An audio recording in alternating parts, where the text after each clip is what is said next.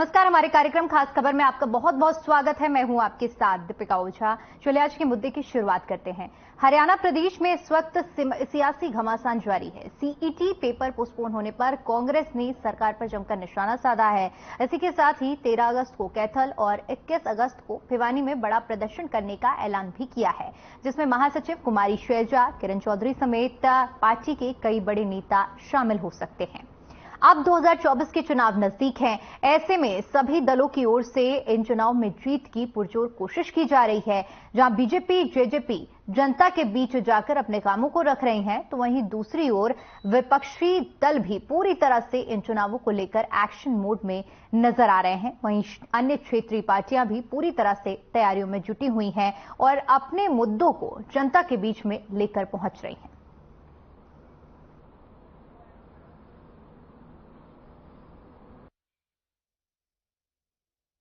Single जज ने जो ऑर्डर पास किया था उसमें यह था भी सिलेक्शन जो करी थी वो रिटन टेस्ट और सोशो इकोनॉमिक क्राइटेरिया के मार्क्स पे बेस पे करी गई थी।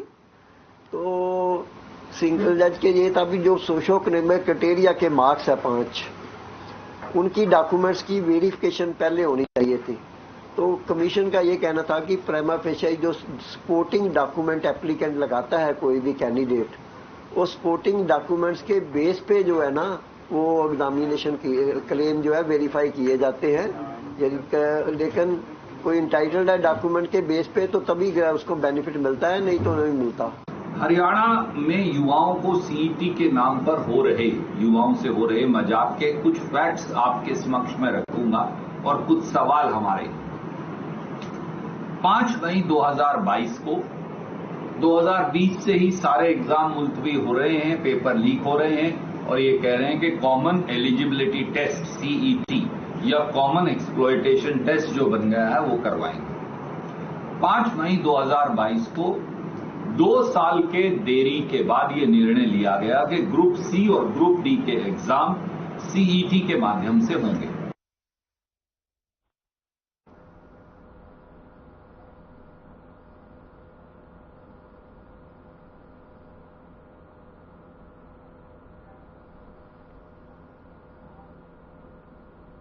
इसी मुद्दे पर आज चर्चा करने के लिए हमारे साथ मेहमानों का एक खास पैनल जुड़ा हुआ है, जिनसे मैं आपका परिचय करा देती हूं। बीजेपी प्रवक्ता हुकम सिंह भाटी जी हमारे साथ जुड़े हुए हैं, कांग्रेस प्रवक्ता डॉक्टर टीना कनवीर हमारे साथ जुड़ी हुई हैं और इनेलो प्रवक्ता कृष्ण कुटिल जी हमारे साथ जुड़े हुए हैं। आप सभी मेहमानों का मैं बहुत बहुत स्वागत करती हूं।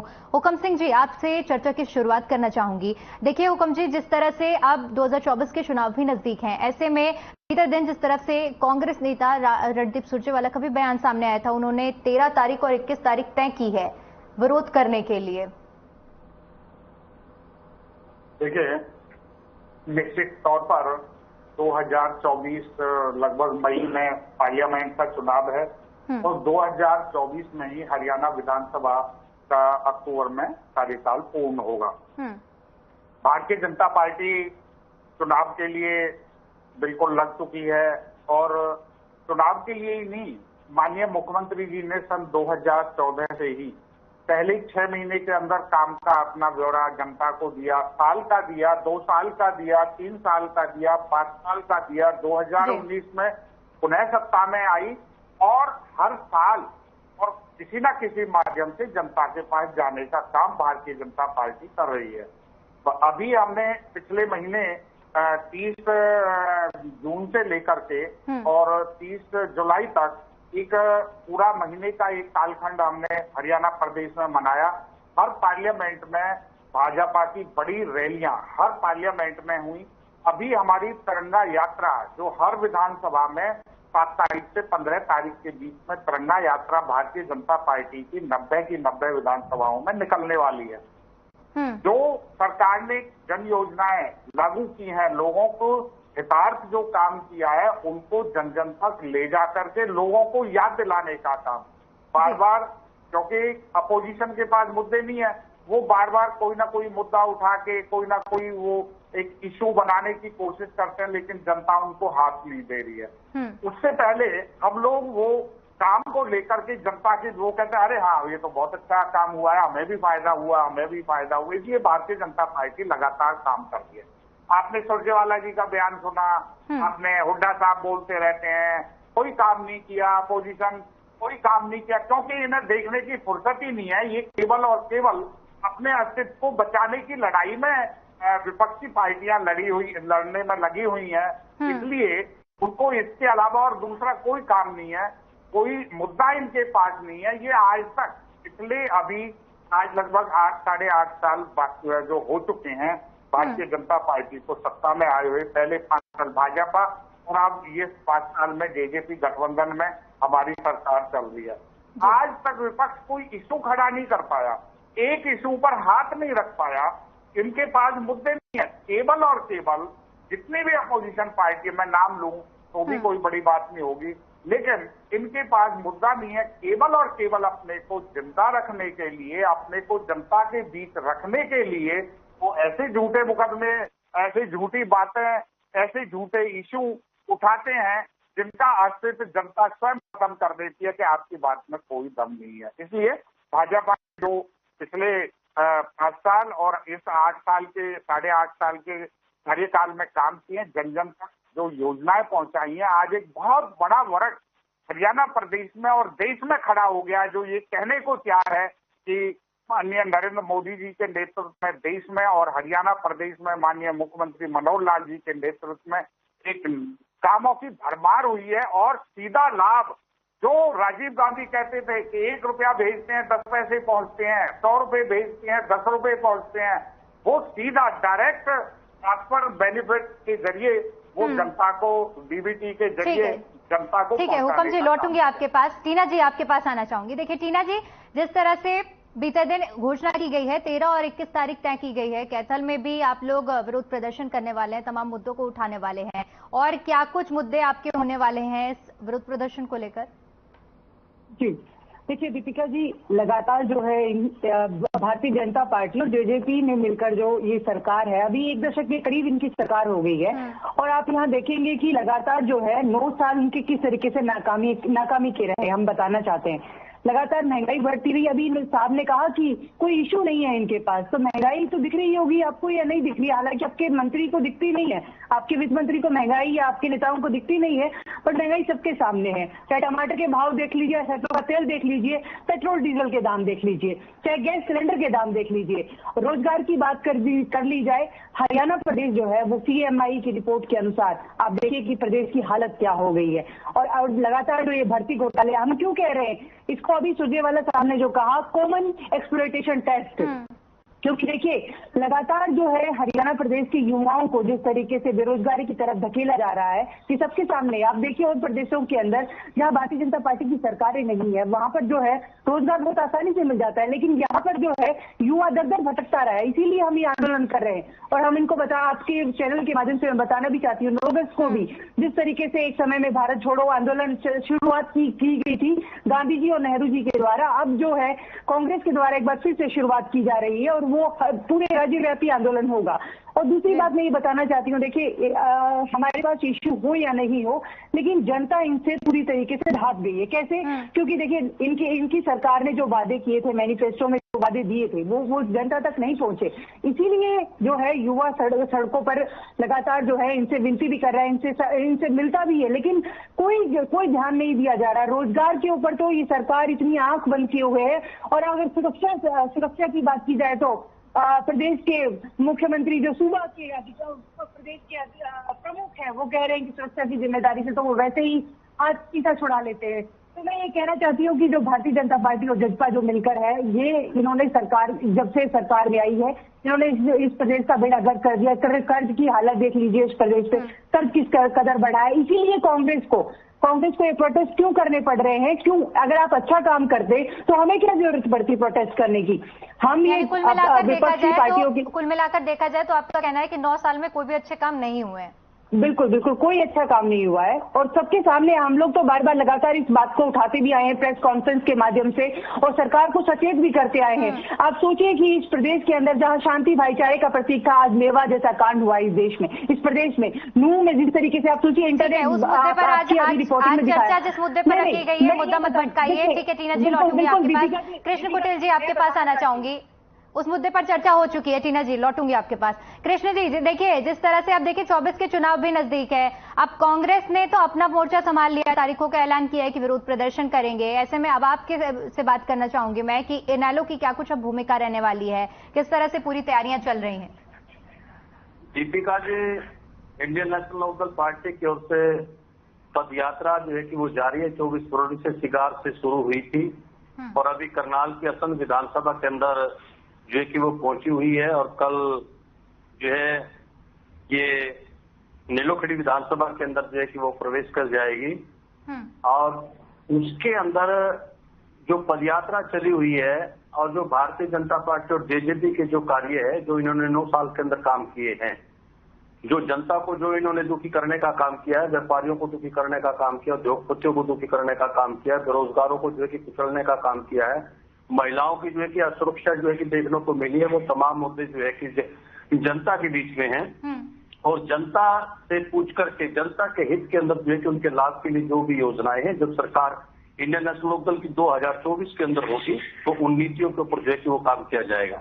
और जैसा कि 9 साल के दौरान भारतीय जनता पार्टी ने जो है कि जनता के हित में काम ना करके, जैसे कि अभी हमारे प्रवक्ता महोदय बोल रहे थे कि हमने जन योजनाएं जो है कि वो शुरू की है और उसका लाभ जनता को जो है कि वो मिल रहा है। वो जन योजनाएं नहीं है, ठग योजनाएं इन्होंने शुरू की है। जैसे कि परिवार पहचान पत्र जो है कि इन्होंने शुरू किया है, तो आधार कार्ड जो है कि वो पहचानी पत्र तो था, तो आधार कार्ड के अलावा पहचान पत्र बना करके जो है कि इन्होंने जो है कि लोगों को एक दुखी करने का जो है कि वो काम किया है। क्योंकि आज प्रत्येक वर्ग जन जो है कि वो परिवार पहचान पत्र को लेकर के इसमें बहुत त्रुटियां हैं, खामियां हैं।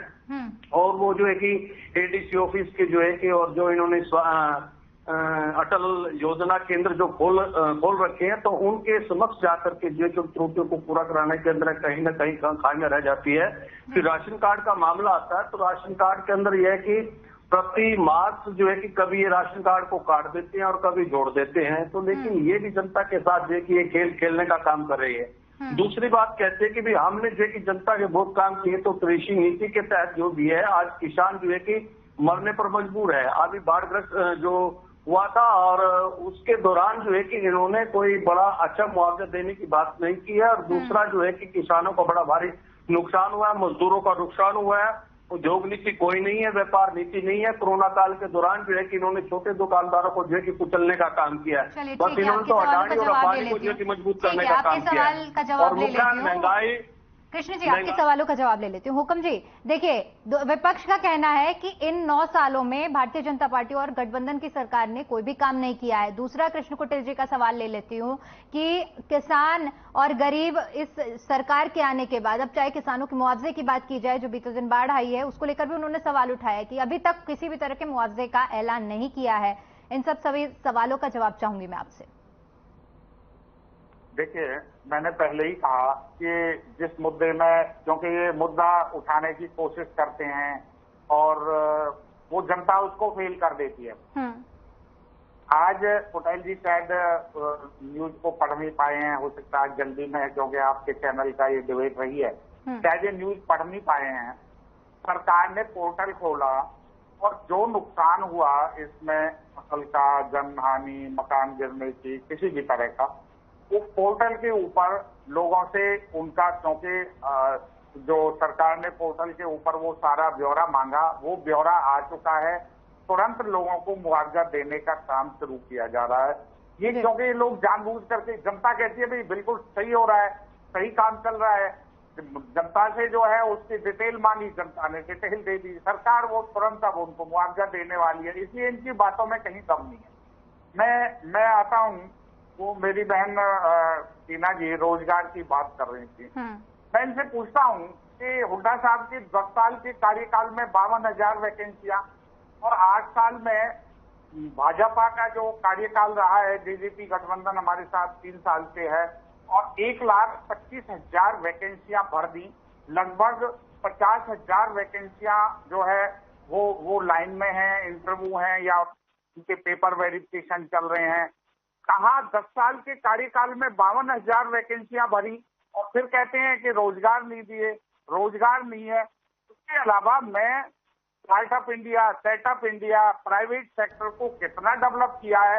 आप इन्वेस्टमेंट पर आप दीपिका जी, आप एक दिन जरा इनसे डिबेट कराइए इन्वेस्टमेंट पर, आप इनसे डिबेट कराइए इंडस्ट्रियलाइजेशन पर, इनसे डिबेट कराइए सड़कों के ऊपर, कहीं टिकते नहीं है। जो सड़कें हैं, जो काम पानी का, सीवर का, गरीब को रोजगार देने का, गरीब को राशन देने का काम जो भारतीय जनता पार्टी ने 10 सालों में किया है, वो ये अपोजिशन छू भी नहीं पाई। पिछले 70 साल में कांग्रेस केवल नारा लगाती है कि हम जो है गरीबों को खत्म करने का काम किया, इसलिए इनके पास कोई मुद्दे नहीं है। सुरजेवाला जी आए दिन वो जो है आंकड़े पेश करते रहते हैं, जिनका इन्होंने सीएमआई का बात, सीएमआई के जो चेयरमैन डायरेक्टर है कांग्रेस का कार्यकर्ता है, वो मुद्दे हरियाणा के लिए क्यों लेकर आते हैं? वो मुद्दे जहां कांग्रेस की सरकार है उसके क्यों नहीं लाते? अगर वो इतनी निष्पक्ष पत्रिका है, इतनी निष्पक्ष उनकी रिपोर्टिंग है, तो वो केवल और केवल हरियाणा को टारगेट कैसे बनाते हैं? अब सुन लेते हैं, टीना जी की बात सुन लेते हैं। जी टीना जी बताइए। अभी मैंने बीजेपी के प्रवक्ता को सुना। अब आप मुझे एक बात बता दीजिए कि जो शिक्षा डिपार्टमेंट है, शिक्षा विभाग है, उसमें वैकेंसी खाली है, स्वास्थ्य विभाग में वैकेंसी खाली है, जितने विभाग है सब में वैकेंसी खाली है। इन्होंने भरा क्या है? अब आपने भरा क्या है ये बताइए। आप मुझे एक बात बता दीजिए। ठीक है, आपने डाटा जो ड्राइंग रूम में बनाया है वो सबके सामने, लेकिन आप मुझे बता दीजिए जितने भी विभाग है सारे में वैकेंसी खाली पड़ी है, तो आपने वैकेंसी नहीं किसको है?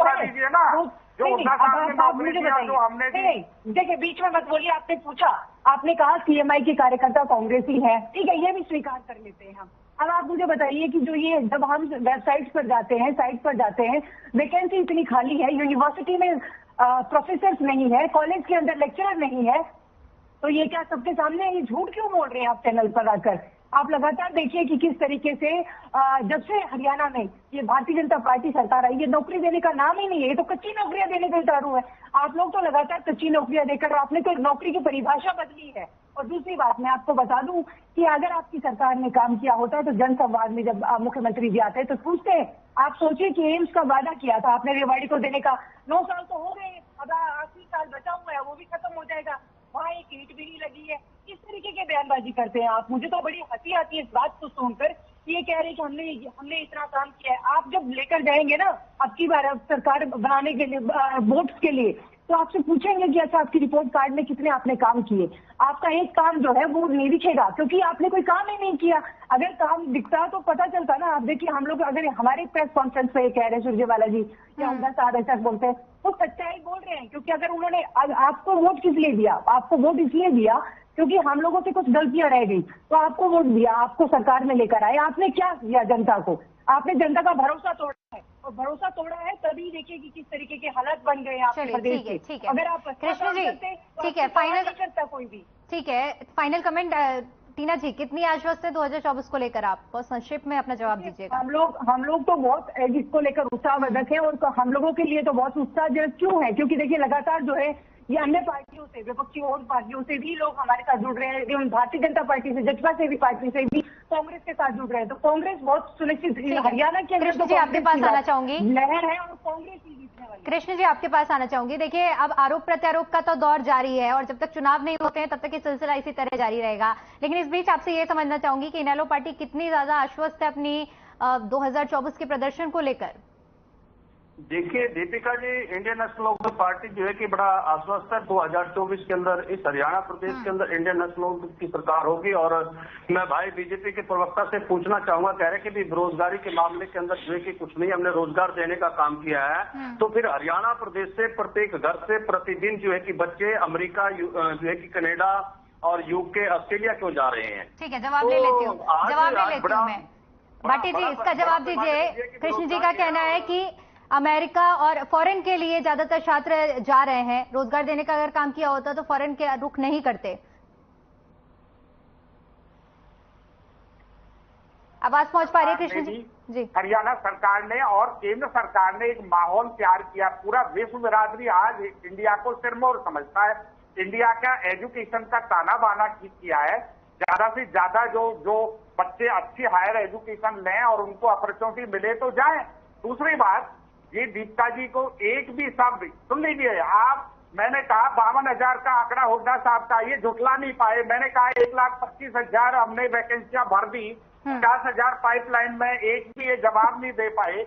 इसलिए दूसरी बात, अब के इलेक्शन में जाके देख लेना, अब के जाके हर बार समय का अभाव है, इसलिए माफी चाहूंगी, चर्चा को यही खत्म करना पड़ेगा। आप सभी मेहमानों का बहुत बहुत शुक्रिया हमारे साथ जुड़ने के लिए और अपना कीमती समय हमें देने के लिए। तो देखिए, जिस तरह से चुनाव नजदीक आ रहे हैं, ऐसे में सभी दल अपनी अपनी तैयारियों में जुटे हुए हैं और आरोप प्रत्यारोप का दौर लगातार जारी है और ये सिलसिला इसी तरह चुनाव और चुनाव के नतीजों तक जारी रहेगा। लेकिन फिलहाल के लिए इस कार्यक्रम में इतना ही। मुझे दीजिए इजाजत। नमस्कार।